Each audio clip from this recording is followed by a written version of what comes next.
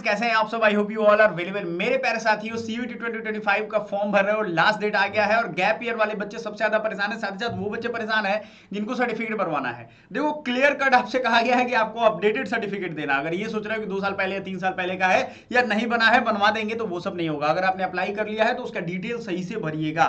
ये सब मैं आपको दिखाऊंगा, बहुत ही जबरदस्त तरीके से। जल्दी ठीक कर लो, नहीं तो बहुत पछताओगे। गैप ईयर वाले बच्चों का भी रूल्स एंड रेगुलेशन मैं आपको दिखाता हूं। पहली बात यह है कि भैया 22 मार्च जो है आपका लास्ट डेट है। मैं हूं अमित सिंह आर्या। रिसेंटली मैंने यूजीसी नेट असिस्टेंट प्रोफेसर का एग्जाम क्रैक किया है, जो एनटीए ही करवाती है, वही एनटीए जो आपका भी एग्जाम कंडक्ट करवा रही है। अगर नहीं जान रहे हो तो ये बेसिक चीजें जान लो, ठीक है।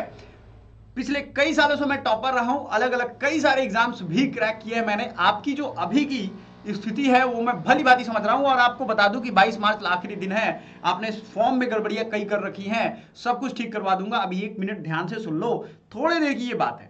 22 मार्च आपका आखिरी दिन है। थोड़ा सा डेट बढ़ भी सकता है, लेकिन आपको उसके भरोसे नहीं रहना है। मैं ये गारंटी नहीं दे रहा हूं। मैं फिर से कह दूं कि ये गारंटी नहीं है, डेट बढ़ेगा नहीं बढ़ेगा।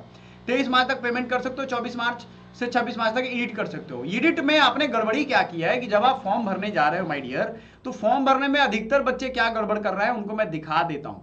उन्होंने क्या किया है, लॉगिन करने के बाद उन्होंने सबसे बड़ा जो गड़बड़ी किया है वो ये किया है कि जो भी उनसे रिक्वायर्ड डॉक्यूमेंट मांगा जा रहा है जब फॉर्म भरने के टाइम में, वहां क्लियरली लिखा गया है कि आपको 10वां के बोर्ड में जो भी आपका नाम है, जिसपे आपके नाम, पता, पिताजी का नाम, ये सब लिखा हुआ है, वही यहां मेंशन करना है। उसको क्रॉस चेक करके ही यहां भरना है। अब आप क्या कर रहे हो भाई, आप बन रहे हो होशियार चंद। अरे मैंने आधार निकाला, दे दनादन भर दिया, क्योंकि 10th का सर्टिफिकेट निकालने में बहुत टाइम लग रहा है ना। बैग खोलो, निकालो, मोबाइल चला लेंगे उससे अच्छा, है ना।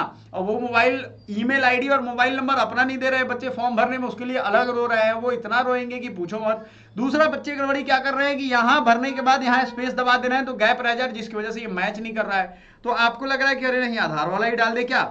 ऐसा कुछ नहीं है। आपको गैप नहीं रखना है कहीं भी, याद रखिएगा। ऐसा नहीं है नाम लिख दिया और यहाँ पे गैप लिख दिया। आपको एक चीज और समझा दूं, ये दोनों मिलना चाहिए। 10th के सर्टिफिकेट के हिसाब से ही लिख लेना, अदरवाइज बहुत मुसीबत में फंसोगे। डेट ऑफ बर्थ अगर आपका गड़बड़ है, फिर भी 10th वाले नंबर से ही लिखोगे। समझ में आ गया? जो बच्चे गैप के लिए परेशान है उनको भी हम बता रहे हैं, आप आराम से कुछ चीजें हैं जो समझ लो, समझा लो। आपको जो ठीक करने वाला चीज है वो आराम से ठीक कर लोगे आप, तब तक जब तक डेट रहेगा, ठीक है। उसके बाद आप ठीक नहीं कर सकते हो, एडिट नहीं कर सकते हो। अगर आप अंडर ग्रेजुएट प्रोग्राम में डीयू में एडमिशन ले रहे हो, क्योंकि सबसे ज्यादा चोंचले डीयू के हैं, तो भाई चोंचले तो बर्दाश्त करने पड़ेंगे ना, डीयू में जाना है तो 70,000 लगभग सीटें हैं। एक बात का आप ध्यान रखना, ठीक है। ये आपको सीयूटी यूजी का स्कोर है, उसी के बेस पे होगा। इनकी डिमांड ये है कि 12th में जो भी आपने सब्जेक्ट लैंग्वेज दिया हो या 12th में सब्जेक्ट दिया हो, वही आप एग्जाम दोगे, उसी के स्कोर के बेस पे आपको एडमिशन मिलेगा। भले ही आपको कहीं भी एडमिशन लेना हो, आर्ट्स में लेना हो, कॉमर्स में लेना हो, साइंस में लेना हो, कंप्यूटर साइंस में लेना हो। बात समझ में आ गई? The candidate must study to class 12th examination. आपको पास होना मांगता है एक वैलिड बोर्ड से।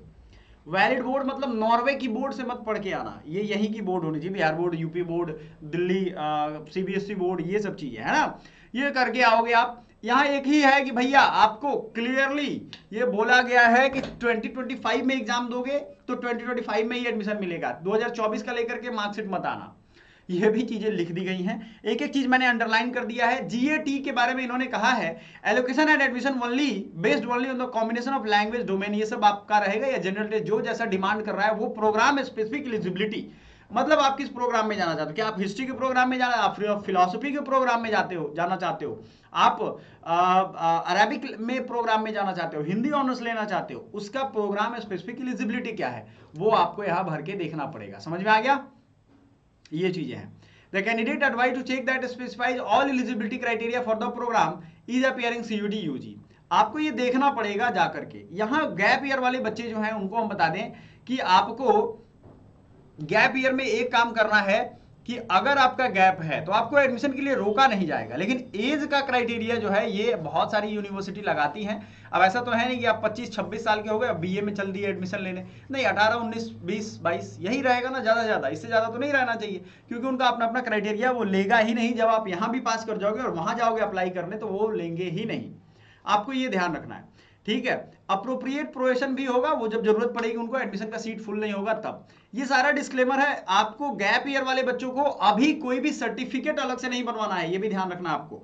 गैप ईयर वाले एफिडेविट देते हैं, जैसे बीएचयू से मैं पढ़ा हूं, एफिडेविट वो वहां जाकर के आप दे सकते हो, वो मांगेंगे 100-150 रुपए में, वही एडवोकेट बैठे रहते हैं, वो बना देंगे आपको, वो मुश्किल नहीं है, फटाफट से लिखोगे आप, धाए धाए बन जाएगा, वो बना करके आपको दे देंगे।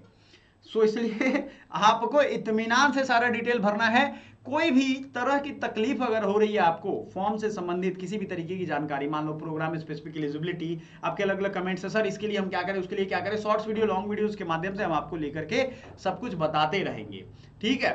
तो ये बहुत बड़ी इशू है। अब रिजर्वेशन वाले बच्चे ध्यान देंगे, ईडब्ल्यूएस है, ओबीसी, एमसीएल है, या फिर आपके एससी एसटी सर्टिफिकेट है, ये सब अपडेटेड अवस्था में होने चाहिए। 2-3-4-500 रुपए लगेंगे, आप उसको अपडेट करा लेना, और सेंट्रल अथॉरिटी से होगा, जो डिजिग्नेटेड डिमांड किया गया है वही आप फॉलो करोगे।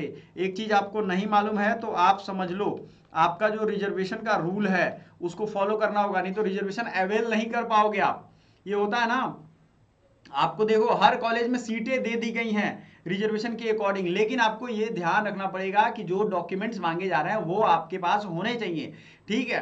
हर चीज यहाँ पे अवेलेबल उन्होंने करा दिया, लेकिन आप अवेलेबल रहोगे अपने डॉक्यूमेंट लेकर के, अपडेटेड तभी मिलेगा। इसलिए डॉक्यूमेंट अपडेट करा देना, और सर्टिफिकेट नंबर जो डालना है आपको, फॉर्म भरना है, कैसे भरना है, ये सब तो हमने आपको बताया हुआ है, तो वो वहां उसी के अकॉर्डिंग भरोगे। चैनल को सब्सक्राइब कर देना, वीडियो को लाइक कर देना, एंड फेसबुक, इंस्टाग्राम सब जगह आप फॉलो कर सकते हो। कुछ भी क्वेरी हो तो आप पूछ सकते हो। बहुत सारे बच्चे हैं वहाँ नहीं शर्माते हैं पूछने में, पूछ लो भाई, इंस्टाग्राम है, मेरा है, मैम का है, और बाकी टीचर्स का है। So thank you so much, bye for now.